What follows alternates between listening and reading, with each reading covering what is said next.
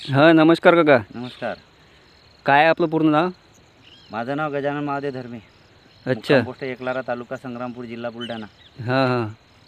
काय आपण तुरीचं पीक लावलेलं आहे नाही? हो, तुरीचं पीक लावलेलं आहे. हां, हां. 29 जुलैची याची हे पेरणी आहे अच्छा. तुरीच्या पिकाची. आणि काय कोणता स्प्रे घेतलेला आहे तुम्ही? स्प्रे नाही, याला सीड ट्रीटमेंटपासून धन्वंतरी कंपनीचा RPS 76 म्हणून वापरलेला आहे. अच्छा. तर सीड ट्रीटमेंटला वापरलं होतं हां, हे धन्वंतरी 76. हां.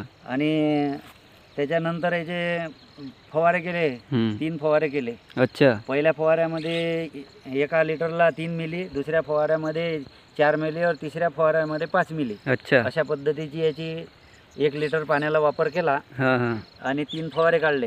हां, हां. आणि 3 फवारे काढून आता हे गेले जे 2-4 दिवसाच्या अगोदरचे वातावरण होतं ज्वारीचं आणि पाऊस पडला, अच्छा. याच्यामध्ये आता तुम्ही बाजूच्या पिकायले पाहता हां. की आता तुम्ही आले तर याच्यामध्ये खूप काही वाय गेली, कोणाच्या याच्यात शेंगा गळाल्या. बरोबर. पण एवढं नुकसान याच्यामध्ये नाही. हे पहा, तुम्हाला दिसून येते. हां. पहा.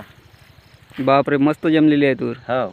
तर मग RPS 76 मुळे असा काही रिझल्ट आला, असं आम्ही हे RPS 76 वापरून समाधानी आहोत. आणखी तुमच्या तुरीमध्ये काही मरचा प्रॉब्लेम आलेला आहे काय? इकडे फिरवा ना, या ना तुम्ही. हां. या पुढे.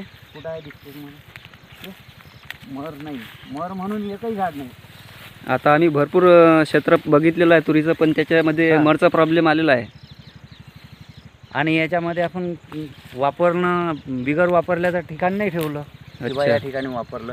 तुम्हाला गव्हाचं दाखवलं, वापरलं नाही वापरलं. बरोबर. पण याच्यामध्ये तसं क्षेत्रफळ ठेवलंच नाही. बरोबर. आणि याचा हिरवेपणा बी कायम आहे अजून. बरोबर. शेंगा वाया लागल्या तरी हिरवेपणा कायम आहे. हां. आणि बाजूच्या क्षेत्रात जाऊ शकता तुम्ही कधी. बरोबर. हां. म्हणजे तुम्ही समाधान आहात प्रोडक्ट वापरल्याबद्दल? एकदम समाधानी हो. अच्छा. आणि माझ्या शेजारी लोकही बी हे पाहून आम्हाला विचारतात की बा तुम्ही काय वापरलं काय नाही. मागच्या वर्षी तुम्हाला किती झडती लागली आणि यावर्षी किती लागणार आहे? मागच्या वर्षी तर आम्हाला आमच्या इकडे नापिकीच होती. अच्छा. त्यामुळे तरी आम्हाला एकरी 3 क्विंटलच झडती लागली होती. हां, यावर्षी यावर्षी असं वाटतं बा की 8-9 क्विंटलची झडती लागीन अच्छा. या अंदाजून.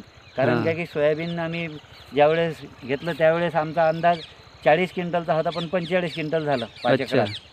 9ची झडती लागली. ते कशामुळे, म्हणजे RPS 76 मुळे? RPS 76 सोयाबीनलाही वापरलं होतं अच्छा. आणि याला पण वापरलं. सोयाबीनला खत टाकलं नाही हां. आणि या तुरीच्या पिकाला 2 वेळ खत